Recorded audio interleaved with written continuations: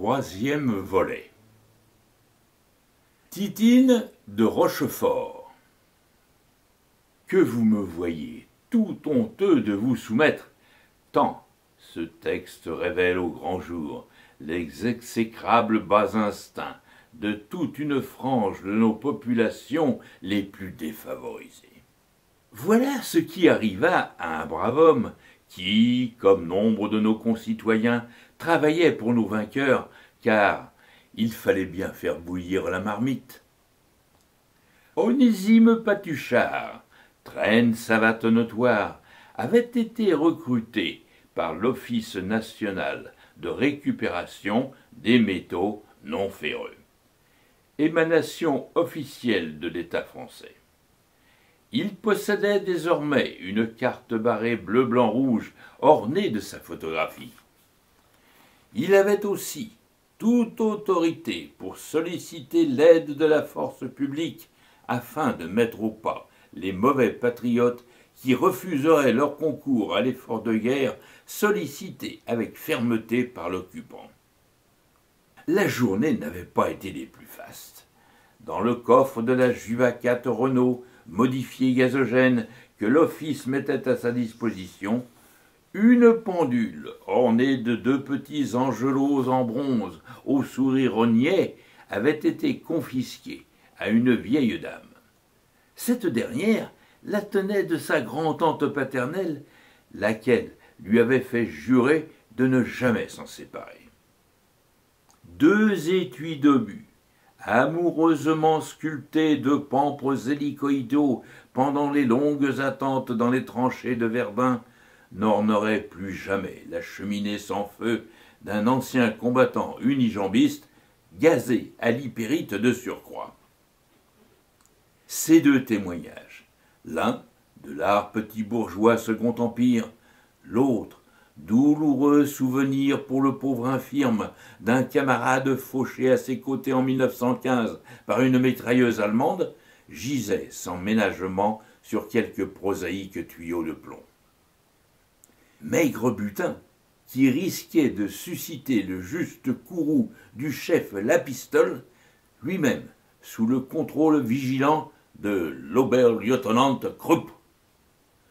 Ce dernier, qui se targuait d'un vague cousinage avec le maître de forge teuton bien connu, malgré l'esquisse politesse dont il ne se départissait jamais, pouvait sans préavis vous envoyer dans un camp de travail forcé en Allemagne. Midi n'allait pas tarder à sonner, n'annonçant que la promesse d'un triste ragoût de rutabaga à la graisse de mouton qui l'attendait dans sa cabane de la zone. Mais Onésime décida néanmoins de tenter une nouvelle fois sa chance. Il sonna donc au portail d'un petit pavillon assez délabré de l'artère secondaire qu'il prospectait alors.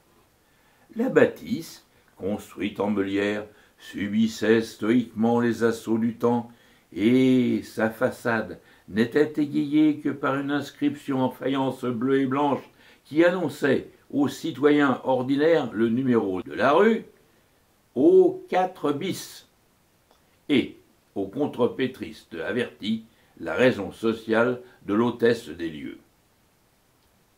Quitte à faire patienter un peu les lecteurs qui brûlent de connaître au plus vite la fin de cette passionnante histoire, je me dois, au nom de notre belle langue française, de tenter d'initier les néophytes à cet art ancien, mais un peu tombé en désuétude, qu'est le contrepaix. Il ne s'agit en aucune façon d'une thérapeutique destinée à réduire d'éventuelles flatulences, mais de l'une des plus anciennes gymnastiques intellectuelles. N'étant moi-même qu'un modeste amateur, je conseillerais à celles et ceux désireux de rejoindre les élites de consulter les ouvrages spécialités, dont certains, fort anciens, tels que la Redoute des contrepétries, ont enchanté ma jeunesse studieuse. Mon collègue Rabelais, trop tôt enlevé à notre affection le 9 avril 1553, nous a laissé le célèbre « À Beaumont, le vicomte », alors que la redoute déjà citée nous révèle entre autres que jadis, dans les campagnes, on soignait les anémies des jeunes filles avec du pu de génisse. Enfin, initiés, nos amateurs devenus experts pourront tout à loisir apprécier la philanthropie de l'ouvrier charpentier. Mais revenons à nos moutons. Notre inspecteur officiel connaissait bien cette demeure où il était parfois reçu en tant que client occasionnel. La propriétaire, Justine Blézu, grande bringue à la quarantaine finissante, avait connu des jours plus glorieux lorsqu'elle débarqua à Paris en 1918 en compagnie d'un vieil officier de marine qui en avait fait sa maîtresse. Le capitaine de frégate, Gontran de la Tour de l'Escouette, venait en effet d'être muté dans un grand ministère parisien pour y terminer une brillante carrière toute consacrée à la paperasse. C'est dans la bonne ville de Rochefort qu'il connut Justine, qui, depuis l'âge de 18 ans, avait fait le vœu d'atténuer le vague à l'âme du plus grand nombre possible des matelots de l'Arsenal.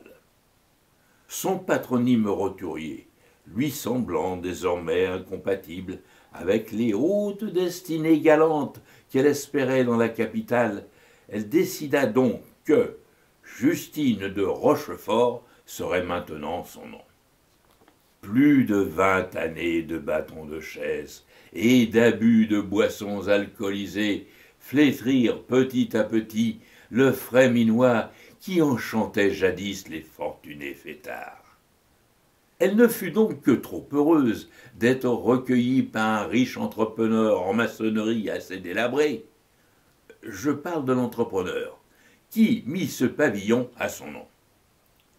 Las, le bonhomme décéda prématurément, et notre brave Justine, qui avait dépensé sans retenue et sans se soucier du lendemain, se retrouva un triste matin sans moyen d'existence.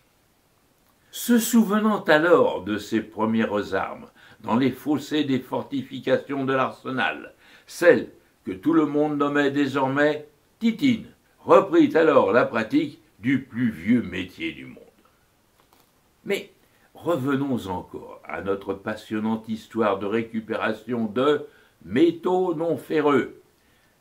Après un deuxième coup de sonnette plus véhément que le premier, Titine apparut sur le perron, drapée dans une robe de chambre fatiguée et d'aspect douteux, la tête décorée d'une douzaine de bigoudis.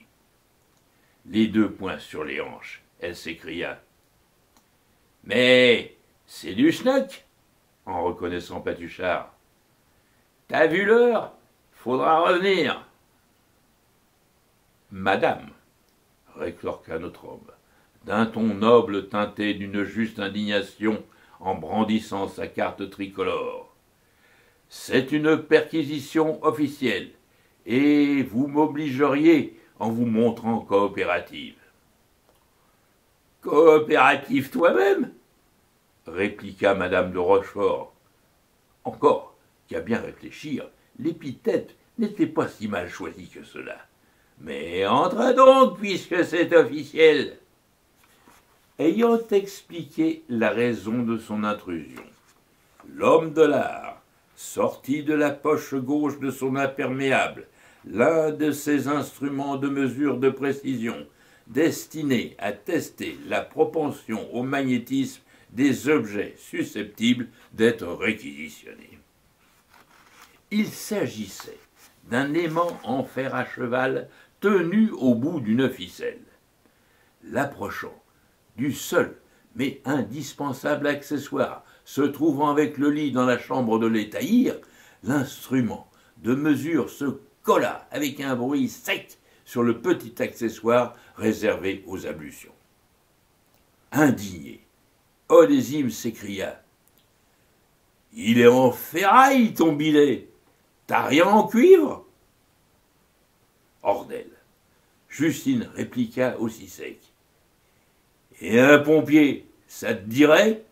Tu garderas le casque. »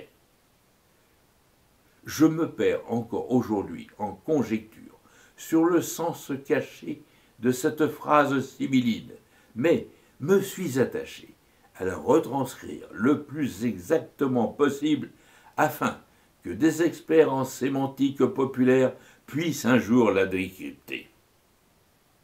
Moralité, il n'y a pas la moindre parcelle de moralité dans cette histoire sordide.